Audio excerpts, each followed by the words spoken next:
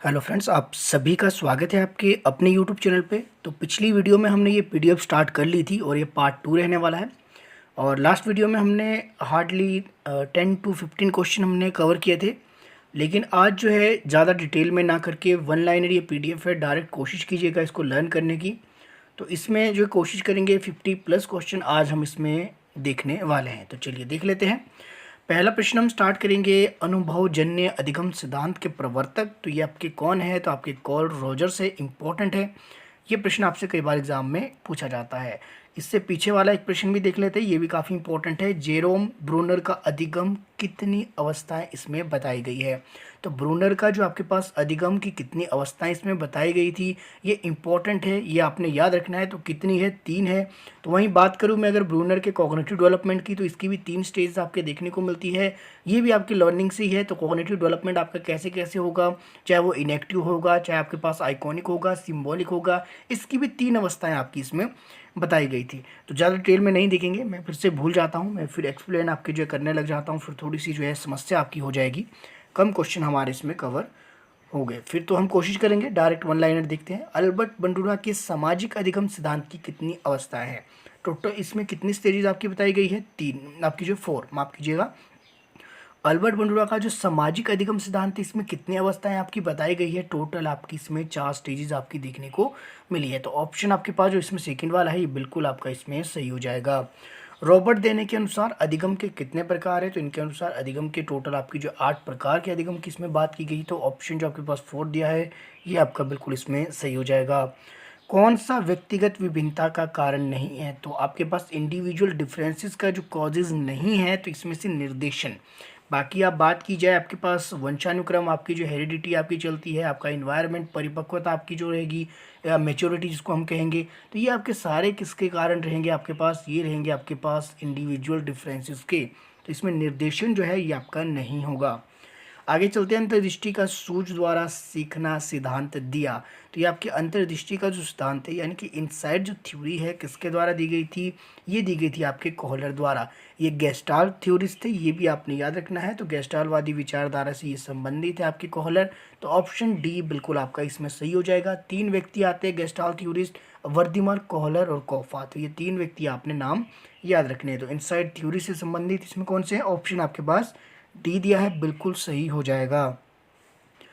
निम्न में से संज्ञानात्मक विकास की कौन सी अवस्था का वर्णन ब्रूनर द्वारा नहीं किया गया है? तो ब्रूनर की जो 3 स्टडीज आपको मैंने अभी थोड़ी देर पहले बताई, उसमें यही पूछा गया है। मैंने कहा था इनेक्टिव, आइकॉनिक और सिंबल। तो अगर हम बात करें इनेक्टिव की, इनेक्टिव आपके पास जो होता है, ये होता है क्रियात्मक परिधान या प्रतिनिधान। तो ऑप्शन ए आपके पास है। तो यानी कि संज्ञानात्मक विकास की जो अवस्था ब्रूनर द्वारा जो दी गई थी, फर्स्ट ऑप्शन आपका राइट है।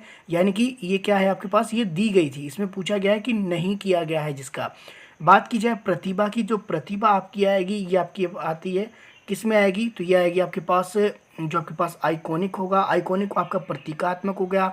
सिंबॉलिक आपका प्रतिभा निधि, ये आपका एक ही है, प्रतिभा निधि इसको कह लीजिए, या फिर प्रतिबिंबात्मक कह लीजिए, यानी कि चित्र आधारित आइकॉनिक जो आपका रहेगा। और उसी तरह प्रतीकात्मक की अगर मैं बात करूँ, तो इसको कहेंगे आप संकेतात्मक भी इसको कह सकते हैं। इसमें सिर्फ भाषा को जो चेंज करके थोड़ा सा लिखा गया है, या भाषा आधारित कह लीजिए इसको। ये लास्ट वाली जो प्रतीकात्मक कह रहा हूँ, सिंबॉलिक जिसको मैं कह रहा हूँ, इंग्लिश में जो लर्न करना ये थोड़ा सा इजी है।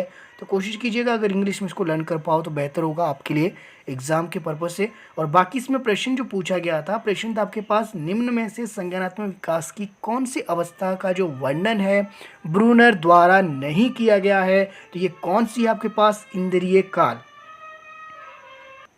तो ऑप्शन जो आपके पास सी है, बिल्कुल ये आपका सही हो जाएगा। तो इस करके थोड़ा सा आप इसमें ध्यान रखेंगे। इंग्लिश में याद रखना आपने, कॉग्निटिव डेवलपमेंट की जब भी ब्रूनर की स्टेजेस पूछी जाए, टोटल कितनी स्टेजेस है आपके पास? 3 स्टेजेस है। कौन कौन सी आपके पास? Enactive, iconic, symbolic. हिंदी में बात करूँ, हिंदी में इसको कहेंगे क्रियात्मक, कहेंगे प्रतिबिंबात्मक, कहेंगे संकेतात्मक, इसको हम कहेंगे। राइट, आगे चलते हैं। आगे आपके पास छात्रों में सीखने की योग्यता निर्भर करती है। तो देखिए, छात्रों में जो सीखने की योग्यता निर्भर करेगी इंडिविजुअल डिफरेंसेस पर। ऑप्शन जो डी है, बिल्कुल ये सही हो जाएगा। इस तरह के प्रश्न आपको अधिकतर देखने को मिलते हैं आजकल। अगर बात की जाए सीटेट का जो एग्ज़ाम होता है, उसमें मैक्सिमम ये वाले प्रश्न आपके ज़्यादातर देखने को मिलते हैं। हालांकि स्टेट टेट में इस तरह के प्रश्न आपके देखने को नहीं मिलते हैं। स्टेट टेट में आपके पास डायरेक्ट जो है 50 to 20 क्वेश्चन आपके डायरेक्ट वन लाइनर रहते हैं, जो कि आपके थ्योरीज बेस ही आपके रहते हैं। बाकी पेडागोजी का सेक्शन की बात की जाए तो हार्डली 5 to 7 क्वेश्चन आपके देखने को मिलते हैं, इससे ज़्यादा आपके देखने को नहीं मिलते हैं। तो किशोरों में द्वंद्व उभरने का प्रमुख कारण तो ये क्या होता है, अवसरों की प्रतिकूलता। तो द्वंद्व आप समझ रहे हैं, द्वंद्व उभरने का जो मुख्य कारण होता है यानी कि विरोधाभास की जो भावना उसमें देखने को मिलती है, अवसरों की प्रतिकूलता के कारण इसमें मुख्य कारण आपका रहेगा ऑप्शन जो बी है, बिल्कुल आपका ये सही हो जाएगा। पाठ्यचर्या क्या है, तो पाठ्यचर्या क्या होता है, ऑप्शन आप बाकी के भी पढ़ लेना। मैं डायरेक्ट वन लाइनर तब करवा रहा हूँ ताकि आपको जो ज़्यादा समस्या ना हो। अगर डायरेक्ट यहाँ से प्रश्न आ जाए तो आपके माइंड में डायरेक्ट जो है क्वेश्चन टू आंसर आपका जो है क्लिक हो जाए कि हाँ ये वाली बात जो है सुनी सुनी मुझे लग रही है।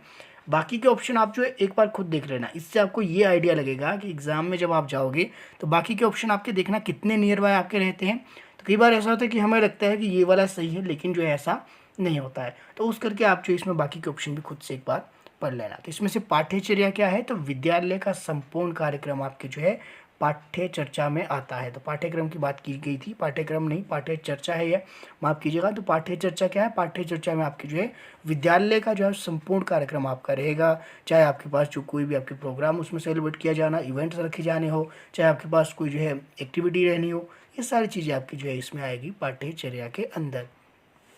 डिसलेक्सिया क्या है, तो डिसलेक्सिया की अगर मैं बात करूँ तो लर्निंग डिसऑर्डर, यहाँ से निस्संदेह एक प्रश्न आपका कई बार एग्जाम में देखने को मिलता है। कई बार क्या मैक्सिमम आपके एग्जाम में प्रश्न देखने को मिलता है, चाहे आपके पास मेडिकल हो, नॉन मेडिकल हो, चाहे आपके पास आर्ट्स के स्टूडेंट हो, चाहे जेबीटी हो, कोई भी टेट आप दे रहे हो, सी टेट आप दे रहे हो, कि ये ना केवल आप एचपी टेट, इवन आप जो है ऑल ओवर इंडिया से कहीं भी आप कोई स्टेट टेट दे रहे हो, तो वहाँ से भी आपकी डिसलेक्सिया से संबंधित आपके कई बार एग्जाम में प्रश्न पूछे जाते हैं।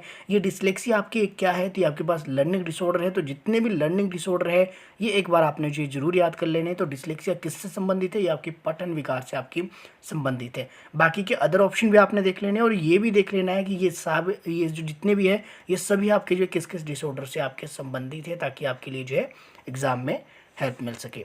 आगे चलते हैं। टर्मन के अनुसार बुद्धि लब्धि होती है, तो इसमें अगर हम देखें तो ये बुद्धि लब्धि किसकी बात की गई थी, सामान्य। तो नॉर्मल इसमें आईक्यू जो होगा आपके पास अकॉर्डिंग टू टर्मन की अगर हम बात करें तो नॉर्मल आईक्यू लेवल उसने आपके 90 से लेकर 110 के बीच में आपके बताया, और अधिकतर एग्जाम में यही वाला पूछा जाता है।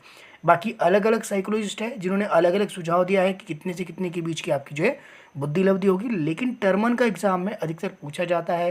तो इस करके 90 से 110 के बीच की जो बुद्धि लब्धि है, सामान्य बुद्धि लब्धि आपकी रहेगी। जब बच्चे कोई नियम या सिद्धांत सीखता है या सीखना हो तो अध्यापक प्रयोग करेगा, तो किस विधि का प्रयोग किया गया है, यहाँ पे आपके पास मेथड पूछा गया है। तो इसमें रहेगा आपके पास आगमन विधि, इंपॉर्टेंट है। ऑप्शन फर्स्ट जो है ये आपका बिल्कुल सही हो जाएगा। श्याम पट पर लिखते समय सबसे महत्वपूर्ण क्या होता है, तो आई होप सभी को पता होगा। तो श्याम पट यानी कि आपके पास जो ब्लैक बोर्ड है, ब्लैक बोर्ड पर लिखते समय सबसे महत्वपूर्ण क्या है। अब जरूरी नहीं है कि आपके आज के टाइम की बात की जाए तो आज ही ब्लैक बोर्ड ही हो, आज व्हाइट बोर्ड भी होते हैं, ऐसा नहीं है, ग्रीन बोर्ड भी होते हैं।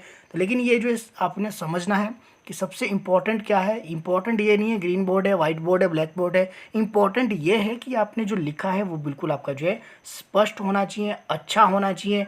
तो ये आपको थोड़ा सा इसमें ध्यान रखना पड़ेगा। अगर देखिए ऑप्शन इसमें अगर आप देखिए, पहला है अच्छा लेख, दूसरा आपके पास लिखने में स्पष्टता, बड़े अक्षर, छोटे अक्षर। तो श्याम पट पर लिखने समय आपको जो है क्या चीज़ें याद रखनी चाहिए, देखिए स्पष्ट तो आपका होना चाहिए, उसके अलावा अक्षर जो है कुछ अक्षर आपके बड़े होने चाहिए, टाइटल आपके जो बोल्ड होने चाहिए, बाकी के अक्षर आपके पास इसमें छोटे होने चाहिए। तो ये सारी चीज़ें, तीनों चीज़ें आपकी किसके अंदर आएगी, तो ये तीनों चीज़ें आपकी आएगी एक अच्छे एक व्यवस्थित लेख के अंदर आपके इसमें देखने को मिलेगी।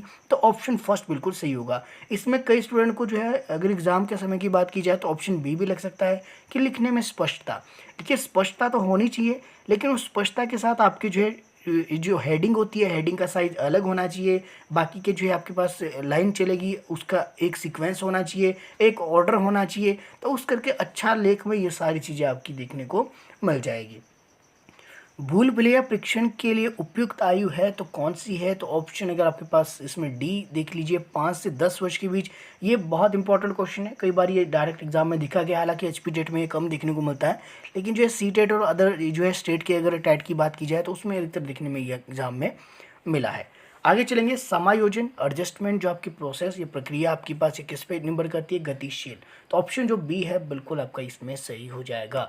शिक्षा मनोविज्ञान अध्ययन करता है, तो शिक्षा मनोविज्ञान जो अध्ययन किसका करेगा, तो ये करेगा जो वंशानुक्रम व वातावरण का अध्ययन करता है आपके पास शिक्षा मनोविज्ञान। इंपॉर्टेंट है ये, आई होप सभी को आता होगा, ये तो बिल्कुल आपके बेसिक क्वेश्चन है। छोटी कक्षाओं में शिक्षक की सबसे महत्वपूर्ण विशेषता, तो ध्यान से देखिएगा, ये सारे पेडागोजी वाले सेक्शन आपके 3 से 4 प्रश्न हर एग्जाम में आपके देखने को मिलते हैं। इसको सिर्फ समझना होता है, इसको रटने की जरूरत नहीं है, सिर्फ समझने की जरूरत है किस तरह से प्रश्न पूछा जा रहा है, आखिर जो एग्जामिनर पूछना क्या चाह रहा है, उसको ध्यान में रखकर जो आप इसके आंसर आराम से दे सकते हैं। तो छोटी कक्षाओं में जो शिक्षक की बात की जाए तो सबसे महत्वपूर्ण भूमिका रहती है धैर्य और दृढ़ता की। देखिए, शिक्षा विधियों का ज्ञान ये तो होना ही चाहिए, मानक जो है भाषा का ज्ञान भी होना चाहिए, ठीक है, पढ़ने पढ़ाने की उत्सुकता भी जो है अध्यापक के अंदर होनी चाहिए। लेकिन प्रश्न को गंभीरता से आप समझ लीजिए कि छोटी कक्षाओं में सबसे महत्वपूर्ण इसमें से क्या है। महत्वपूर्ण ये सारी चीज़ें हैं, इसमें कोई भी पॉइंट आपका ऐसा नहीं है जो महत्वपूर्ण नहीं है। एक भी चीज़ का अभाव अगर देखने को मिलेगा तो आपकी जो है नहीं करवा सकता कोई भी टीचर, एक जो है टीचिंग किसी को भी जो है नहीं करवा सकता। लेकिन जो यहाँ पे अगर आप देखिए तो धैर्य और दृढ़ता।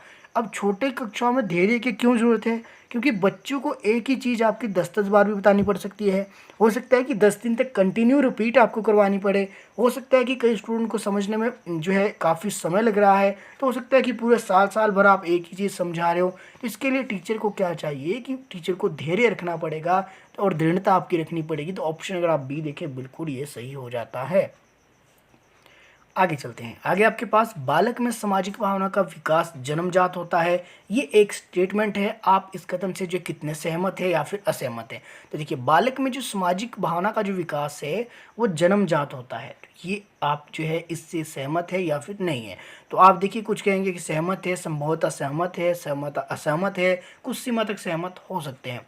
लेकिन बात की जाए तो सामाजिक भावना की अगर हम बात करें तो सामाजिक भावना आपके अंदर कैसे आपकी आएगी। बच्चे के अंदर सामाजिक भावना एक समाज में रहकर आती है, तो हमें नहीं कह सकते कि ये आपकी जन्मजात होती है, क्योंकि बच्चा जो है समाज से बहुत सी चीज़ें सीखता है। आप सभी को पता है, समाज में रहकर उसे अच्छे बुरे का ज्ञान होता है। समाज के अकॉर्डिंग उसके जो आसपास की जितने जो उसके जो रूल बनाए होते हैं, एक सोसाइटी में रहने के लिए जितनी ज़रूरी चीज़ें हैं या ज़रूरी रूल है, कुछ आपके जो है पालन उनका करना पड़ता है। अच्छे बुरे का जो ज्ञान है वो बच्चे को कहाँ पे चलेगा पता, एक समाज के अंदर, एक सोसाइटी के अंदर रह के। तो हम नहीं कह सकते कि ये आपकी जन्मजात होती है। तो इसमें हम क्या करेंगे, इस बात से बिल्कुल असहमत है। आगे चलेंगे, छात्रों में परस्पर सहयोग की भावना विकसित करने के लिए आप इसके लिए क्या कर सकते हैं। देखिए, तो छात्रों में परस्पर सहयोग की भावना कैसे आएगी, तो ये आप देख लीजिए। बच्चों में जो है परस्पर भावना के लिए हम क्या करेंगे, अन्य शिक्षकों के साथ मिलकर जो है काम करेंगे। और उसके लिए कैसे, ये देखिए, छात्रों को परस्पर सहयोग की भावना विकसित करने के लिए सबसे पहले क्या है, शिक्षक पहले अपना एक समूह बनाएंगे और शिक्षकों के साथ जो मिलकर ऐसे जो है एक जो है कुछ ग्रुप में एक्टिविटी की जाएगी। कुछ एक टीचर जो है कुछ स्टूडेंट्स को साथ लेंगे, एक संगठन बनाएंगे, कह लीजिए कि एक ग्रुप बनाएंगे। तो इस तरह से जो है परस्पर भावना का जो सहयोग है उसको विकसित करने के लिए सबसे पहले टीचरों को अपने बीच जो है एक जो है बाउंडिंग आपकी जो है करनी पड़ेगी। उसके करके जो है उनको जो है एक संदेश मिलेगा कि जिस तरह से हम जो संगठित होकर एक जो है काम कर रहे हैं उस तरह आप लोग भी कर सकते हैं। तो ये सारी चीज़ें आपकी जो है बच्चों को काफ़ी ज़्यादा प्रभावित करती हैं। बच्चों की वृद्धि के अनुरूप उनकी रुचियाँ, तो बच्चों की वृद्धि के अनुरूप उनकी रुचियाँ कैसी होगी, बहुमुखी हो जाती है। इम्पोर्टेंट है, ये वाला प्रश्न भी आपकी कोई बार एग्ज़ाम में पूछा जा सकता है। तो जैसे जैसे बच्चों की जो वृद्धि होती है उनकी रुचियाँ भी आपकी जो है बढ़ती जाती है और आपकी जो चारों दिशाओं में फैलने आपकी शुरू हो जाती है। आगे चलेंगे, आगे आपके पास शिक्षा का सबसे बड़ा उद्देश्य। तो शिक्षा का बड़ा उद्देश्य देख लीजिए, ऑप्शन आपने देखने हैं। ऐसा नहीं कि शिक्षा का बड़ा उद्देश्य क्या है, ज्ञान अर्जन कर सके, ऐसा देखिए ज़रूरी नहीं कि ऑप्शन में यही वाला आपको जो देखने को मिल जाए राइट आंसर। साइकोलॉजी ऐसी है कि आपके लिए हर प्रश्न का जो आंसर है या हर ऑप्शन आप समझ लीजिए वो कहीं ना कहीं आपका सही है, किसी ना किसी भाव से आपके ये सही रहता है। हमें ध्यान देना है कि क्वेश्चन में जो है क्या पूछा गया है, सबसे महत्वपूर्ण पूछा गया है या फिर एग्जामिनर जो है पूछना क्या चाह रहा है, उसके हिसाब से आपको जो आंसर इसमें देना होता है। बाकी इसमें थ्योरीज को छोड़कर बाकी सारे प्रश्न ऐसे होते हैं कि उसमें लगभग सभी आंसर आपके जो है हो सकते हैं। तो शिक्षा का सबसे बड़ा उद्देश्य क्या है, तो यहाँ पे देख लीजिए, छात्र धन कमा सके, तो यहाँ पे इसको हम नहीं रख सकते। बेहतर जीवन जीने के लिए, हाँ ये हो सकता है। समान पा सके ये भी आपका मुद्दा नहीं है। शिक्षा के ज़रूरी नहीं है कि शिक्षा के द्वारा आपको सम्मानित ही किया जाए। कई जो ऐसे भी हो गए कि जो पीएचडी होल्डर्स है, अब उनको सम्मान पाने के लिए ज़रूरी नहीं है कि सम्मान पाने के लिए उन्होंने पीएचडी की हो, ऐसा नहीं हो सकता ना। तो इसके लिए थोड़ा सा आपको सोचना पड़ेगा। तो यहाँ पे जो बेस्ट ऑप्शन आपके पास कौन सा है, ज्ञान अर्जन कर सके, तो ज्ञान का अर्जन कर सके, तो ऑप्शन जो बी है इसमें सही हो जाएगा। एक बालक को संतुलित सुधरेपन और स्वस्थता का अनुपालन जो करता है यह सूचक है। एक बालक जो एक संतुलन, सुधरेपन और स्वस्थता का अनुपालन करता है, इसका क्या उदाहरण हो सकता है? प्रशंसा का हो सकता है। अब जरूरी नहीं है कि उसकी रुचि हो, अभिवृत्ति का भी बिल्कुल भी नहीं होगा, मूल्य का नहीं होगा। हाँ, मूल्य में हम संस्कार इसमें जरूर ले सकते हैं कि संतुलन या सुधरेपन की बात की जाए तो यानी कि बच्चा जो है सुधरा हुआ है, सुधरे हुए से मतलब है कि संस्कारी बच्चा है, कोई शरारतें वगैरह नहीं करता। अगर स्वच्छता की बात की जाए तो इसमें देखिए क्या कर सकते हैं, इस तरह की जितनी हैबिट्स एक बच्चे के अंदर है अगर उनका अनुपालन कर रहा है तो इसमें क्या है आपके पास, ये प्रशंसा का सूचक है कि उसकी प्रशंसा आप जो है कर सकते हैं, तो उसके लिए वो जो है डिजर्व करता है। तो इस तरह से आप इसको सोच सकते हैं। स्वभाव और प्रकृति से छोटे बच्चे होते हैं, तो स्वभाव और प्रकृति से छोटे बच्चे आपके सक्रिय और जिज्ञासु रहते हैं, तो ये आपको आयुब सभी को पता होगा। डरपोक और संकोची ये बिल्कुल नहीं होगा। निर्भीक और स्वतंत्र नहीं होगा। शांत और सक्रिय, जरूरी नहीं है कि सारे बच्चे शांत हो और सक्रिय हो, ऐसा नहीं है। तो इसमें जो आपके पास राइट क्या होगा, सक्रिय और जिज्ञासु। बच्चों को जानने की इच्छा रहती है, तो स्वभाव से या प्रकृति से छोटे बच्चे हमेशा आपके जो है कुछ ना कुछ जानने के लिए आपके रहते हैं। जैसे आप उनको खिलौना दे दे तो बच्चों को रहता है कि उस खिलौने को खोलकर देखा जाए कि अंदर क्या है, तो उनके अंदर क्या है आपके पास, वो जिज्ञासु रहते हैं कुछ ना कुछ नया सीखने के लिए। तो ये आपके लिए इम्पोर्टेंट है। आपने इस तरह के प्रश्न आप थोड़ा सा ध्यान देना है ताकि यहाँ से प्रश्न आपके गलत ना हो।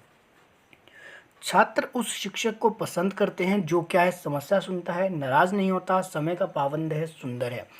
अब अगर यहाँ पे हम देखिए तो छात्र शिक्षक को पसंद करता है, ऑप्शन आप ध्यान से देख लीजिए। तो कई स्टूडेंट को लगेगा समय का पाबंद है। समय का पाबंद होना अच्छी बात है, लेकिन जो सबसे अच्छी बात क्या है कि इसमें जोर किसके ऊपर दिया गया है, छात्र के ऊपर, कि छात्र के हिसाब से जो है शिक्षक जो है किस हिसाब से पसंद आएगा छात्र को। तो छात्र हमेशा उसी शिक्षक को पसंद करते हैं जो कि सबसे पहले आपने याद रखना है, जो कि क्या है आपके पास, जो कि सबको समान रूप से देखता है, समान व्यवहार करता है, किसी के साथ कोई पार्शलिटी नहीं करता। लेकिन यहाँ पे ये ऑप्शन में नहीं दिया गया है, तो ऐसा ज़रूरी नहीं है कि जो है हमेशा आपके पास ऑप्शन में ये दिया जाए कि जो सभी को जो है समान अवसर प्रदान करता है, सभी को जो है किसी का चहेता, उसका कोई शिक्षक का जो है कोई चहेता नहीं है, सभी को एक समान दृष्टि से देखता है, कोई पार्शलिटी नहीं करता। कहने का मतलब है कि कोई पार्शलिटी नहीं करता, उस टीचर को जो है छात्र अधिक पसंद करते हैं। लेकिन ऑप्शन में अगर आप देखिए तो यहाँ पे समस्या सुनता है, तो समस्याएं सुनता है इसका मतलब क्या है कि वो क्या है, एक जो शिक्षक है, शिक्षक जो है बच्चों के साथ फ्रेंडली है। और फ्रेंडली होने का मतलब ये नहीं है कि आप जो है फालतू की बातें करें।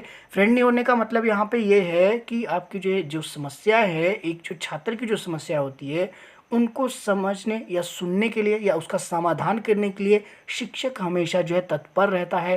तो इस तरह के जो है शिक्षक को जो छात्र अधिक पसंद करते हैं। तो इस हिसाब से ऑप्शन ए आपके पास बिल्कुल सही हो जाएगा। बाकी समय का पाबंद शिक्षक को होना ही पड़ेगा, वो तो आपका ज़रूरी है। आगे चलते हैं। प्रौढ़ शिक्षा के लिए आयु वर्ग है, तो प्रौढ़ शिक्षा के लिए आयु वर्ग कौन सा है, तो आयु सभी को पता होगा। इस प्रश्न का जो है उत्तर देने की मुझे नहीं लगता कि किसी को जो है कोई समस्या होनी चाहिए। तो 15 से आपके पास 35 वर्ष आपकी प्रौढ़ शिक्षा रहेगी। आगे चलते हैं। आगे आपके पास है समाज की उन्नति का मूल। तो देखिए समाज की उन्नति का जो मूल है, बालक बालिका शिक्षा एक समान हो, बालिका शिक्षा को कम महत्व दिया जाए, बालिका शिक्षा अलग विद्यालय हो, केवल महिला अध्यापक हो। तो ऑप्शन आपके पास सभी के पास है और सभी आराम से निस्संदेह बिना किसी कन्फ्यूजन के इसका सही आंसर दे सकते हैं।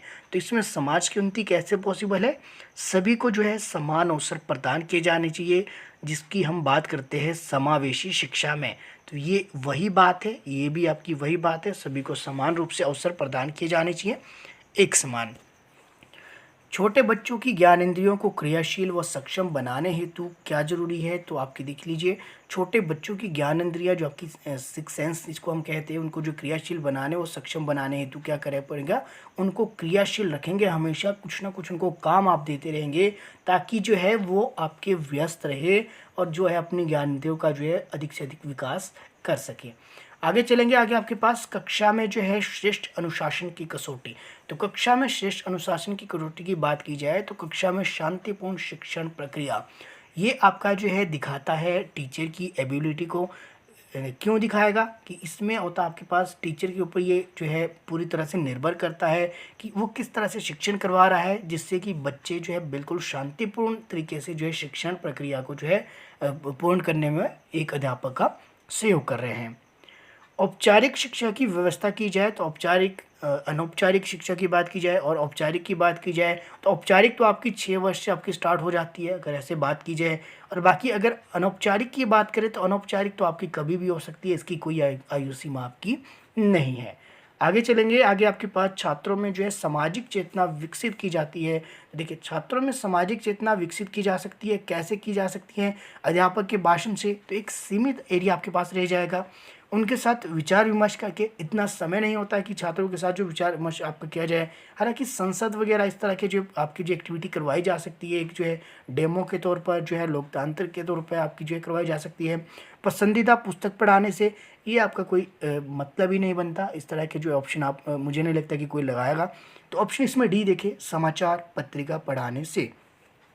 अब यहाँ पे देखिए, छात्रों में सामाजिक चेतना बढ़ानी है, यानी कि सोशल के बारे में, सोसाइटी के बारे में उनको जो है विकसित करना है, उनकी जो है चिंतन शक्ति को उनके बढ़ाना है, क्रिटिकल थिंकिंग उनकी बढ़ानी है। तो उसके लिए क्या किया जा सकता है? समाचार पत्रिका उनको पढ़ाई जा सकती है। अब ऐसा इसके लिए क्यों इसमें लिखा गया है? तो जो आपकी लाइब्रेरीज़ है, लाइब्रेरीज में आपके न्यूज़पेपर आपके देखने को मिलते हैं, तो उससे जो आपकी न्यू एजुकेशन पॉलिसी इसमें ये आपकी देखने को मिल जाएगा। अगर आपकी जो आने वाले समय में इम्प्लीमेंट होती है तो इसमें इस तरह की चीज़ों को ज़्यादा ध्यान आपके दिया जाएगा। लंबे और कठिन शब्दों का उच्चारण करवाने के लिए आप क्या करेंगे? तो क्या कर सकते हैं? ऐसे शब्द बार बार बुलवाए जा सकते हैं और शब्दों को खंडों में बांटकर बुलवाएंगे। तो इसमें दोनों चीज़ें आप कर सकते हैं। ऑप्शन आपके पास ए बी, इसमें दोनों हो जाएगा। राष्ट्रीय साक्षरता मिशन की देन है, तो राष्ट्रीय साक्षरता मिशन की देन आपकी है राष्ट्रीय शिक्षा नीति। ऑप्शन जो सी है बिल्कुल सही है। तो बाकी के अगर आप देखिए, इसमें कोठारी कमेटी देख लीजिए, राधाकृष्ण आयोग देख लीजिए, आपके पास मुदालियर आयोग देख लीजिए, ये जितने भी एजुकेशन कमीशन आप कह रहे हैं इंडिया में, इम्पोर्टेंट है सभी, और इसको एक बार आपने ज़रूर देख लेना। चाहे आपकी कोठारी कमीशन डीएस कोठारी की बात की जाए, चाहे आपके पास राधाकृष्ण आयोग की बात की जाए, ये सभी आपकी शिक्षा से संबंधित है और सभी ने जो है अपने क्षेत्र में एक महत्वपूर्ण योगदान दिया, और हर कमेटी ने जो है कुछ ना कुछ आपकी रिकमेंडेशन आपकी रही थी जो आपके पास एजुकेशन डेवलपमेंट से संबंधित। तो इसको आपने सभी ने देख लेना है। कोई छात्र, बाकी मैंने इसके ऊपर वीडियो भी बनाई है, अगर आपने देखनी होगी तो प्लेलिस्ट में आपको ये वीडियो मिल जाएगी। तो एजुकेशन कमीशन के ऊपर ऑलरेडी वीडियो मैंने बनाई है, तो प्लेलिस्ट में आपने देख लेना। साइकोलॉजी का अलग से फोल्डर बना है, उसमें भी मिल जाएगी, और बाकी अदर जो है उसमें 2-3 फोल्डर में आपको ये देखने को मिल जाएगी। कोई छात्र आपके प्रश्नों के उत्तर नहीं देता है तो आप क्या करेंगे? तो अगर देखिए, एक छात्र से आपने प्रश्न पूछा, वो आपके जो प्रश्न का उत्तर नहीं दे पा रहा है, तो आप इसमें क्या कर सकते हैं? तो अन्य बच्चों से मदद लेने को आप कह सकते हैं, या फिर कह लीजिए कि आप क्या करेंगे कि उसको थोड़ा सा हिंट आप दे देंगे। तो इसमें अगर आप ऑप्शन देखिए, स्वयं बता देंगे, तो इससे तो बच्चा कुछ भी नहीं सीखेगा। सहायक पुस्तक से मदद लेने को कहेंगे, फिर तो बच्चा खुद ही देख लेगा घर जाकर, या फिर बाद में देख लेगा। तो इसमें जो है क्या फ़ायदा? उत्तर ना देने का कारण जानेंगे। देखिए, उत्तर ना देने का कारण जानने से आपका कुछ होगा नहीं होगा। तो इसमें क्या कर सकते हैं हम? किसी और बच्चे से पूछा, जब उसने आंसर दे दिया, फिर उसी बच्चे से दोबारा दोहराया कि अब बता इस बच्चे ने जो है क्या आंसर दिया। फिर उस बच्चे की सहायता से वो बच्चा जो है उसका आंसर देने में जो है कैपेबल हो गया, और जब उसने उसका सुना, उसके बाद जब खुद अपने आप बोला, तो ऐसे में संभावना है कि उसको जो है वो काफ़ी लंबे समय तक याद रहेगा। आगे चलते हैं। माध्यमिक छात्रों के लिए 100 केंद्र परीक्षा प्रणाली उपयुक्त है क्योंकि विद्यालय से दूर नहीं जाना पड़ता। इंपॉर्टेंट है, ये भी आपने याद रखना, और बाकी के ऑप्शन भी आप इसमें साथ साथ लिख लीजिए। कक्षा में अध्यापक को अधिकाधिक प्रश्न पूछने चाहिए। क्यों? क्योंकि छात्रों को व्यक्ति का अवसर मिलता है। तो ये भी आप आराम से प्रश्न इसमें दे सकते हैं। जो प्रेरक वातावरण के संपर्क में आने से विकसित होते हैं वे क्या है, तो आपके वातावरण यानी कि इन्वायरमेंट से जो आपके प्रभावित रहते हैं, तो ये जन्मजात भी होंगे, प्राकृतिक भी होंगे, अर्जित प्रेरक भी होंगे, तो ये सारे आपके रहेंगे। ऑप्शन डी इसमें बिल्कुल आपका सही हो जाएगा। व्याख्यान देते समय कोई उद्दंड छात्र बाधा उत्पन्न करता है तो आप क्या कर सकते हैं, उसकी जो है धैर्यपूर्ण जो है उसकी बात सुनेंगे। हो सकता है उसको रियल में कोई समस्या है, हो सकता है उसके अंदर कोई प्रश्न उठ रहा हो सकता है कि वो कुछ और जानने की कोशिश कर रहा हो सकता है उससे रिलेटेड उसके पास कोई और जो है अपना ज्ञान हो, अपने कुछ तथ्य हो। तो ऐसे में क्या होगा कि उसका जो है अगर जो व्याख्यान देते समय कोई उद्दंड छात्र जो है बाधा उत्पन्न कर रहा है तो समझ लीजिए कि उसकी बात को ध्यानपूर्वक आपको जो है सुनना चाहिए, धैर्यपूर्ण सुनना चाहिए। हो सकता है कि उसकी बात में कुछ निहार तो बजाय उसके कि उसको दंड दे, कक्षा से उसको बाहर ही निकाल दे, या फिर ऐसे कहे कि चुपचाप जो है बात सुन, ऐसा हम नहीं कर सकते। हो सकता है उसके अंदर कोई जिज्ञासा हो पूछने की, कोई आपके क्वेश्चन हो, तो ऐसे में जो है उसकी धैर्यपूर्ण बात सुनना जो है बेहतर रहेगा। बच्चों में व्यक्तिगत शैक्षणिक विभिन्नता का प्रमुख कारण आप देख लीजिए। तो यहाँ पे क्या होगा, आपके पास से एक तो आपके पास हेरिडिटी और इन्वायरमेंट ये दोनों रहेंगे, तो ऑप्शन डी बिल्कुल आपका सही हो जाएगा। आगे चलते हैं। अध्यापक कक्षा में प्रवेश करते ही छोटे छोटे प्रश्न पूछता है, वह बच्चों का कौन सा परीक्षण कर रहे हैं, तो वो कर रहे हैं मौखिक परीक्षण, क्योंकि मौखिक द्वारा ही बच्चों से पूछे जा रहे हैं। तो देख लीजिए यहाँ पे मौखिक परीक्षण आपका रहेगा, जिसको हम पीके टेस्टिंग, अगर आपने जो है डीएलएड, आपने जेबीटी वगैरह अगर आपने किया है, बीएड किया है, तो जब आपके लेसन प्लान डिलीवर होते हैं तो उसमें स्टार्टिंग में यही बताया जाता है कि आपके पहले तो आपके पास ऑब्जेक्टिव आपके दिए जाएंगे कि ये ऑब्जेक्टिव आप जो है अंत तक जो है आप इसको अचीव कर लेंगे। और बाद में पीके टेस्टिंग प्रीवियस नॉलेज आपकी देखी जाती है कि बच्चों को कितना जो है उस विषय से संबंधित ज्ञान है। तो वो कैसे देखेंगे आप, मौखिक तौर पे। ऐसा तो नहीं है कि आप कोई प्रश्न पूछ रहे हैं, आप बोले कि इसको लिख के आंसर बताओ, फिर आपको उनके चेक करें, इतना समय नहीं होता आपके पास रहते हैं। आपके पास 2 से 3 मिनट या 5 मिनट तक जो है आपको पीके टेस्टिंग आप करते हैं, इसको आपके प्रीवियस नॉलेज टेस्ट आप करते हैं बच्चों की, कि उस विषय से संबंधित बच्चों को जो कितना ज्ञान है और किस लेवल से आप जो है उसको लेसन को स्टार्ट कर सकते हैं। अध्यापक छात्रों के व्यक्तिगत विभेद किस प्रकार सर्वोत्तम ढंग से जान सकता है, तो व्यक्तिगत विभेद अगर जानने हो तो उसके लिए आपके पास मनोवैज्ञानिक परीक्षण आपके पास बेस्ट मेथड है। इसके अलावा आपके पास कोई और मेथड आपकी इसमें नहीं हो सकता इससे बेस्ट। आगे चलते हैं। किसी विधि में अध्ययनकर्ता बच्चों या माता पिता या अध्यापक से मिलकर विविध प्रश्न पूछता है, तो वो किस तरह की विधि आपकी रहेगी, तो ये साक्षात्कार विधि, इंटरव्यू मेथड आप इसको कह लीजिए, कि अध्ययनकर्ता जो है कि किस विधि में अध्ययनकर्ता बच्चों या माता पिता या अध्यापक से मिलकर विविध प्रश्न आपके जो है पूछता है, तो आपके पास साक्षात विधि का ही आपका एक एग्जाम्पल है। कंप्यूटर शिक्षा की सिफारिश किस आयोग ने की थी, तो नई शिक्षा नीति, न्यू एजुकेशन पॉलिसी ने आपकी की थी, इंपॉर्टेंट है, तो ये भी आपको पता होना चाहिए। आपका स्थानांतरण ऐसे क्षेत्र में होता है जहाँ की भाषा आप समझ नहीं सकते, तो आप क्या करेंगे, तो इसमें आपके पास बेस्ट मेथड ये है कि वहाँ की भाषा का सीखने का प्रयास कर सकते हैं, बजाय इसकी कि आप वहाँ से भाग जाए। आगे हम चलेंगे। शिक्षण कार्य में दैनिक जो जीवन की घटनाओं का जो दैनिक जीवन की घटनाओं का जो है समावेश कराने से आपके क्या होगा, तो शिक्षण रुचिकर, सरल और उपयोगी आपकी इसमें बनती है। आजकल छोटे बच्चों में पुस्तकों का बोझ अधिक होता है, इसके हानिकारक होने के संबंध में आपकी क्या राय है। देखिए राय क्या है, इसमें आप कह सकते हैं कि अधिक बार से मानसिक विकास का अवरोध होता है, बजाय आपकी जो दूसरे ऑप्शन दिखे तो सबसे बेस्ट ऑप्शन आपके पास यही है। तो दूसरे ऑप्शन को एक बार खुद से आप पढ़ लीजिए, उसके बाद कंपैरिजन करके आप इसमें खुद से आंसर लगा सकते हैं।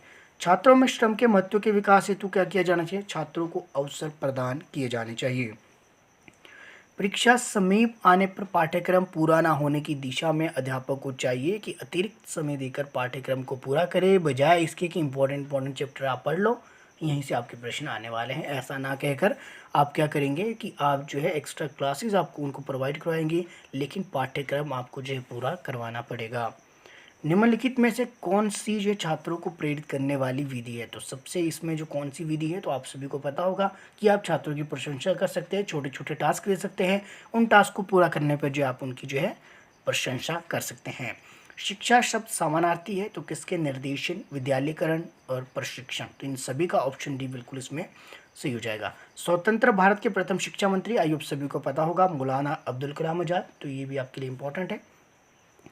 कक्षा में छात्रों की संख्या कम क्यों होनी चाहिए, क्योंकि जो छात्र जो है, छात्र पर जो है शिक्षक के व्यक्तित्व का जो है ध्यानाकर्षण करने हेतु इम्पोर्टेंट है कि अध्यापक को अपने सभी जो है छात्रों पर जो नज़र रख सके, उनके बारे में जान सके और उन सभी को जो है एक दृष्टि से देखकर, या फिर कह लीजिए कि उनके बारे में पर्सनली भी उनको जो पता होना चाहिए, उनके बारे में ज़्यादा जो है एक एक बच्चे पर जो पर्टिकुलर वो ध्यान दे सके।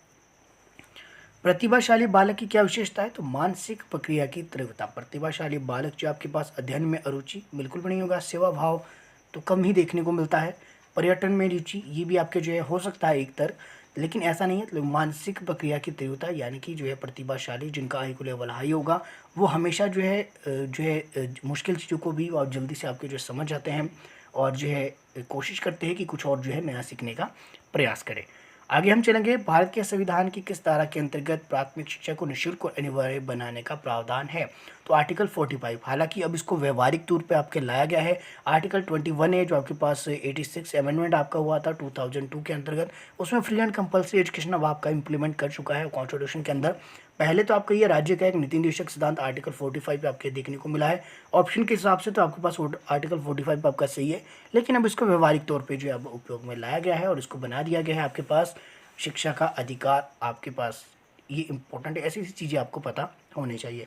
निम्नलिखित में से कौन सा प्रत्यय पर्यावरण से प्रभावित होता है, तो इसमें देख लीजिए पर्यावरण से जो प्रभावित होने वाला तत्व है तो ये आपके पास स्वभाव इसमें आपका रहेगा। देखिए पर्यावरण का जो है बुद्धि पर मुझे नहीं लगता, शारीरिक वृद्धि पर भी मुझे नहीं लगता कि कोई आपके प्रभाव पड़ता, और आप सभी को भी ऐसा ही लगता होगा कि इसके ऊपर क्या प्रभाव पड़ेगा पर्यावरण का इसके ऊपर कोई प्रभाव नहीं पड़ता। शारीरिक वृद्धि जितनी आपकी होनी है, फिजिकल डेवलपमेंट जो आपकी होनी है वो आपकी होती रहेगी, उसका जो इन्वायरमेंट से आपका जो है कोई फ़र्क नहीं है। हो सकता है हेरिडिटी से आपका रिलेटेड हो, जेनेटिक्स से आपके हो सकते हैं, लेकिन जो इसमें आपके पास इन्वायरमेंट से नहीं होगा। तो ऑप्शन जो है स्वभाव, तो स्वभाव आपका जो मूड होता है वो इन्वायरमेंट के अकॉर्डिंग आपका इसमें चेंज होता है। निम्नलिखित में से किस कारण से बालक में कुंठा जन्म लेती हैं, तो ये आपके पास व्यक्तिगत अक्षमता के कारण जो है बालक में कुंठा आपकी जो है जन्म लेती है। अब ये कुंठा क्या होता है, कुंठा आप इसको समझ लीजिए कि बच्चों में जो है ना पढ़ने की भावना या फिर उदास आप रहने लग जाते हैं या फिर जो है एक रुचि ही आपकी नहीं है, इस तरह से आप उसको समझ सकते हैं। इससे आसान आपका ये नहीं होगा।